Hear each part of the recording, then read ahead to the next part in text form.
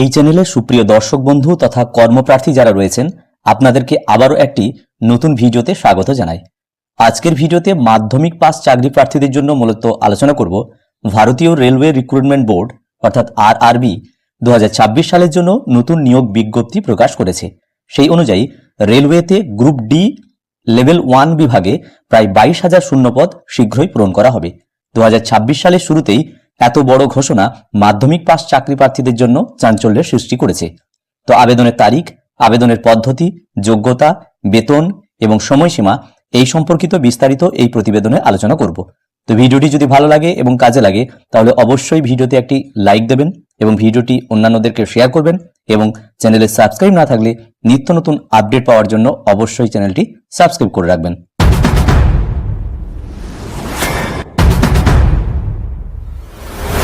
তো প্রথমেই আমরা অফিসিয়াল নোটিফিকেশনটি দেখে নিই। তো এখানে আমরা দেখছি railway recruitment board centralise employment notice অর্থাৎ সিইএন নাম্বার এখানে দেওয়া আছে 09/2025 recruitment to various post in level 1 অর্থাৎ লেভেল 1 এ বিভিন্ন পদে রিক্রুটমেন্ট করা হচ্ছে। তো এখানে নোটিশটি দেওয়া আছে। Application are invited from eligible candidate অর্থাৎ যোগ্য প্রার্থীদের কাছ থেকে এই আবেদনপত্র সংগ্রহ করা হচ্ছে লেভেল 1 এ যে সমস্ত পোস্টগুলো রয়েছে সেখানে রিক্রুটমেন্ট করার জন্য। এবং নিচে এখানে বলা আছে 20/2/2026 তারিখ পর্যন্ত এই আবেদন করা যাবে। The last date of submission of application এখানে বলা আছে 20/2/2026। Applications complete in all respect must be submitted through online mode only অর্থাৎ এখানে যে ওয়েবসাইটের লিঙ্কটি দেওয়া আছে এর মাধ্যমে শুধুমাত্র অনলাইন মোডে এই আবেদন করা যাবে। এখানে আবেদনের ডেট বলা হচ্ছে যে 21/1/2026 তারিখ থেকে শুরু হয়েছে এবং 20/2/2026 তারিখ রাত 12টার সময় এই অ্যাপ্লিকেশন অর্থাৎ closing date of submission of application যে সেটা এখানে শেষ হবে 20/2/26 তারিখে। এবার এখানে বলা হচ্ছে পোস্ট কি পদে নেওয়া হচ্ছে। ভেরিয়াস পোস্ট ইন লেভেল 1 অর্থাৎ 1 নম্বর লেভেলে এই পোস্টে রিক্রুটমেন্ট করা হচ্ছে এবং সেখানে যে স্যালারি দেওয়া হচ্ছে 7th CPC অর্থাৎ সেন্ট্রাল পে কমিশন অনুসারে যে স্যালারি পে ম্যাট্রিক্স সেই অনুসারে কিন্তু এই বেতন দেওয়া হবে। ইনিশিয়াল পে বলা হচ্ছে 18,000 টাকা এবং অন্যান্য ভাতা যেগুলো থাকবে সেগুলো দেওয়া হবে। এডুকেশনাল কোয়ালিফিকেশন এই সিইএন অনুসারে অর্থাৎ এই এমপ্লয়মেন্ট নোটিশ অনুসারে অ্যাজ পার ডিটেল এই সিইএন অনুসারে বলা হচ্ছে এর যোগ্যতা নেওয়া হবে।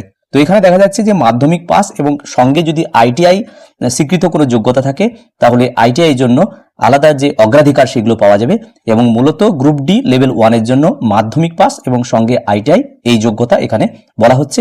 তবে ডিটেলস যখন এই অ্যাপ্লিকেশন বেরোবে তখন এই সিইএন অর্থাৎ এই এমপ্লয়মেন্ট নোটিশ অনুসারে বিস্তারিত জানা যাবে।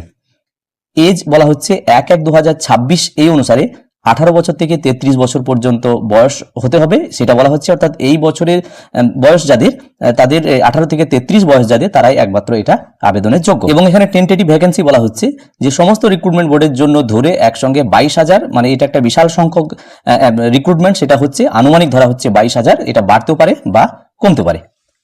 এবার নিচে এখানে আধার সম্পর্কিত বিস্তারিত বলা আছে যে অনলাইন অ্যাপ্লিকেশন করার সময় আধার যে ডিটেলস সেই ডিটেলস অনুসারে ফিল আপ করতে হবে। এবং আরও একটি কথা এখানে বলা আছে আধারে যে সমস্ত নাম জন্ম তারিখ দেওয়া আছে সেটা যেন 10 পাস ক্লাস সার্টিফিকেটের সঙ্গে যেন মিল থাকে, একই থাকে সেটা বলা হচ্ছে এবং 100% মিল থাকে ম্যাচ থাকে সেটা বলা হচ্ছে।